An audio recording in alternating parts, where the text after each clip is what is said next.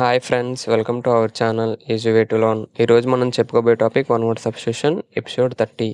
ఇప్పటివరకు మన ఛానల్లో వన్ వర్డ్ సబ్స్టిట్యూషన్ మీద 29 ఎపిసోడ్స్ అనేది కంప్లీట్ చేయడం జరిగింది. ఇన్ కేస్ ఆఫ్ ఎవరైనా మిస్ అయినట్టయితే లింక్ అనేది డిస్క్రిప్షన్లో పెట్టాను, స్కిప్ చేయకుండా చూడండి. అదేవిధంగా మన ఛానల్కి ఫస్ట్ టైం విజిట్ చేసిన వారైతే మన ఛానల్కి సబ్స్క్రైబ్ చేయండి, లైక్ చేయండి, షేర్ చేయండి. Okay friends, let's start today episode. The first one is intestate అంటే one who dies without a will.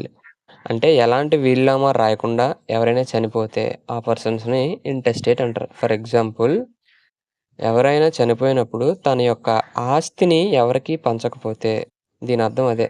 Will అంటే తన యొక్క ఆస్తిని ఎవరికి పంచకుండా, ఎవరికి రాయకుండా చనిపోతే ఆ పర్సన్స్ని ఇంటెస్టేట్ అని అంటారు.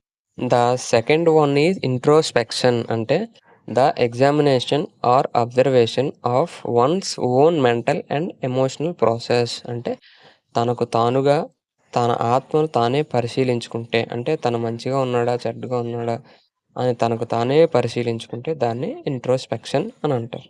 ద థర్డ్ వన్ ఈజ్ ఇర్వాకబుల్ అంటే that which cannot be called back అంటే వెనక్కి తీసుకోలేని దాన్ని ఇర్వాకబుల్ అంటారు. ఫర్ ఎగ్జాంపుల్, ఈ పిక్చర్లో మనం చూస్తే ముస్లిమ్స్ ఉన్నారు, వాళ్ళ మధ్యలో జస్టిస్ అనే ఒక సింబల్ ఉంది. దీని అర్థం ఏంటంటే ముస్లిమ్స్ అనేవారు తలాక్ తలాక్ తలాక్ అని 3 times అంటే వాళ్ళకి విడాకులు వచ్చేసినట్టు. వన్స్ అలా అన్న తర్వాత మళ్ళీ వాళ్ళు కలవడానికి అవ్వదు. సో మళ్ళీ అది వెనక్కి తీసుకోలేరు. ఈ విధంగా జరిగితే దాన్ని ఇర్వాకబుల్ అంటారు.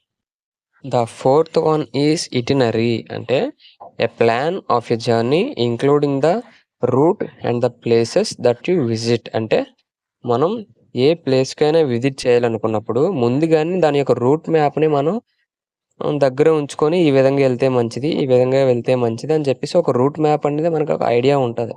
ఈ విధంగా రూట్ మ్యాప్ అనేది ఉంటే దాన్ని ఐటినరీ అని అంటారు.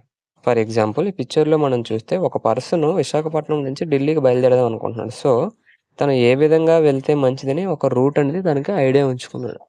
ఇలాంటి సిచ్యువేషన్స్ ఏర్పడినప్పుడు దాన్ని ఐటినరీ అని అంటారు.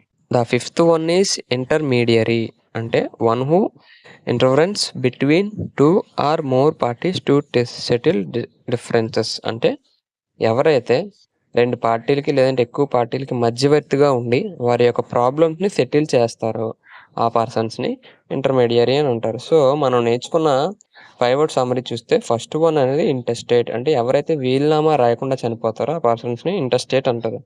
The second one is introspection అంటే ఎవరైతే తనకు తాను పరిశీలన చేసుకుంటారో ఆ పర్సన్స్ని ఇంట్రోస్పెక్షన్ అని అంటారు. ద థర్డ్ వన్ ఈజ్ ఇర్వాకబుల్ అంటే మళ్ళీ వెనక్కి తీసుకోలేని దాన్ని ఇర్వాకబుల్ అంటారు. The fourth one is itinerary అంటే ఒక జర్నీ వెళ్ళేటప్పుడు ముందే ప్లాన్ని ఐటినరీ అని అంటారు. The fifth one is intermediary అంటే ఎవరైతే మధ్యవర్తిగా ఉండి ఒక ప్రాబ్లమ్స్ని సెటిల్ చేస్తారో ఆ పర్సన్స్ని ఇంటర్మీడియరీ అని అంటారు.